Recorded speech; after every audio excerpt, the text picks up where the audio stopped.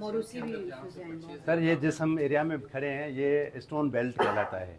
ये पंजाब रईमा लोअर पंजाब जो है ये सारा स्टोन बेल्ट कहलाता है और ये बलूचिस्तान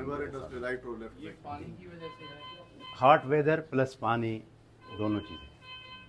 हॉट वेदर एरिया है उस वजह से इनटेक कम में स्वेटिंग ज़्यादा होती है, लेकिन इसमें कोई डिफरेंस नहीं है कि कोई कहाँ से है, किस एरिया से ताल्लुक़ रखता है। एग्जैक्ट कोई किस से ताल्लुक़ रखता है, किस शहर से ताल्लुक़ रखता है, किस ज़बान से ताल्लुक़ रखता है, नेवर एवर। पेशेंट है, उस पेशेंट की प्रॉपर ट्रीटमेंट होगी और जो जहाँ पे फैसिलिटीज़ हैं वो सारी की सारी फैसिलिटीज़ उनको मिलेंगी, चाहे वो किसी कलर से भी ताल्लुक़ रखता हो। क्या प्रोसीजर क्या है एडमिशन का, क्या प्रोसीजर है, कैसे आएगा? एडमिशन जो आउट किसी वक्त भी आएगा उसके इलेक्ट्रो टेस्ट सारे होंगे लेबॉर्ट्री के, उसके बाद उसका अल्ट्रासाउंड होगा, कंसल्टेंट उसको चेक करेगा, फिर उसके बाद डिसाइड होता है कि आया इसको डायलिसिस की ज़रूरत है या नहीं है। फिर अगर एडमिशन की ज़रूरत होती है तो हम एडमिट करके उसको स्टेबल करके फिर डिस्चार्ज कर देते हैं। और एवरी वीकली जो है उनको जो है डायलिसिस पे 2 मरतबा डायलिसिस पे आना पड़ता है। वो एज आउट पेशेंट आते हैं।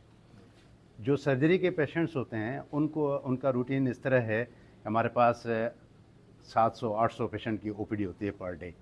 तो उसमें कुछ पेशेंट्स ऐसे होते हैं जिनको बहुत अर्ली ज़रूरत पड़ती है सर्जिकल इंटरवेंशन की, उनको तो हम देन एंड देयर दाखिल कर देते हैं कि वो आप दाखिल हो जाएं, कल आपका ये प्रोसीजर होगा जिसमें आपकी किडनीज़ ब्लॉक हैं, ऑब्स्ट्रक्टेड हैं, उसको आपको अर्ली रिलीफ देने के लिए उसको कोई ना कोई स्मॉल प्रोसीजर करके उसको अर्ली इंटरवेंट किया जाएगा।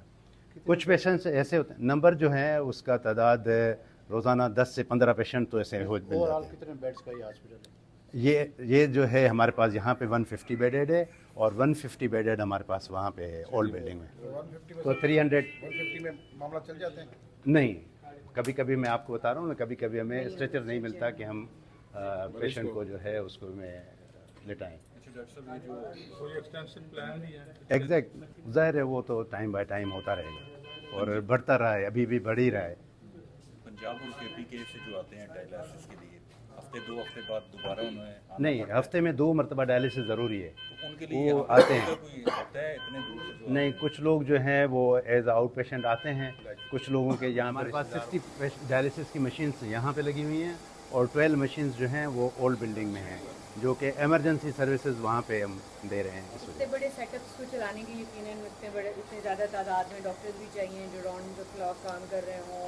ये जो बहुत टेक्निकल काम है तो टेक्नीशियंस भी आपको चाहिए। जी बिल्कुल। तो क्या वो सब आपके पास फैसिलिटी अवेलेबल जी है? जी बिल्कुल है और इन्हांस होता जाएगा। हमारे पास स्टाफ जो है इस बिल्डिंग का अलग है और उस बिल्डिंग में अलग स्टाफ है, तो वो अराउंड अबाउट 400 प्लस है।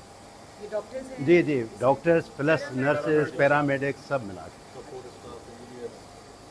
और यहाँ पे बायोमेडिकल इंजीनियर्स जो हैं वो राउंड द क्लॉक होते हैं, जो कि इन सारी चीज़ों को मेंटेन करते हैं, देखते हैं। पर डे होंगे क्योंकि फ्री ये जो है ना बहुत कम जगहों पे है। कराची में प्राइवेट हॉस्पिटल में वहाँ पे 1 लाख रुपए चार्ज लेते हैं। जिन्ना में फ्री है लेकिन वहाँ बहुत लॉन्ग क्यू है, 6-6 महीने की डेट नहीं मिलती। तो यहाँ पे अबाउट 20 पेशेंट्स पर डे हम इस पर कर सकेंगे इंशाल्लाह, जो है ना, अगर इसको मल्टीपल रन्स में हम चलें। वहाँ अगर ऐसे में किसी पेशेंट को ज़रूरत है तो वो जिन्ना के ज़रिए आता है? नहीं, कराची SIUT में लगा हुआ है। अच्छा, कराची SIUT में जो वहाँ पे कोरंगी में है तो वहाँ पे पैड लगा हुआ है ऑलरेडी। FTMC में अलग है और जिन्ना में अलग है और ऐसा एरिया है जिसमें बायोकेमिस्ट्री सारी इसमें हो जाती है।